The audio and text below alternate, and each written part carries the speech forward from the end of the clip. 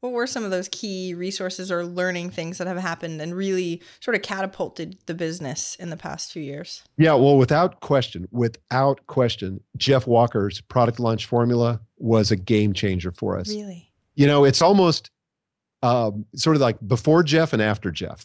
So we were growing before Jeff, but and for each of the last 3 years, we've doubled the size of the business.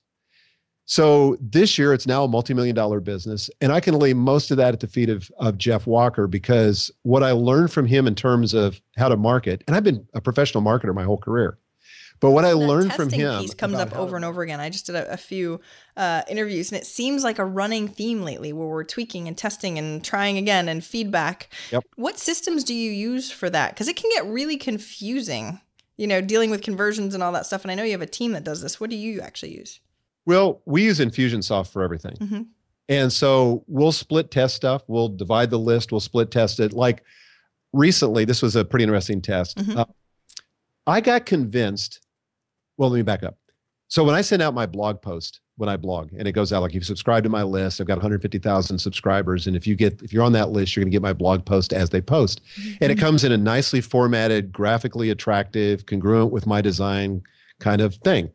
But then I'm seeing all these info marketers who not only send plain text emails, but argue that they're more effective because they look like they're from a friend and people have less sales resistance to them.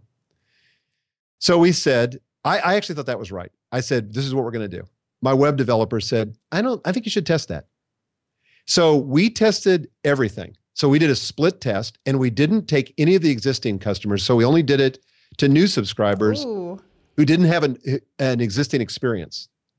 And so we divided them just randomly using an algorithm that he developed. So you'd either get on one or the other list. One list got the plain text version, one list got the super design, beautiful version that we've been using. And what we discovered is that the designed version on my list with my people outperformed the plain text one. Really? Yep.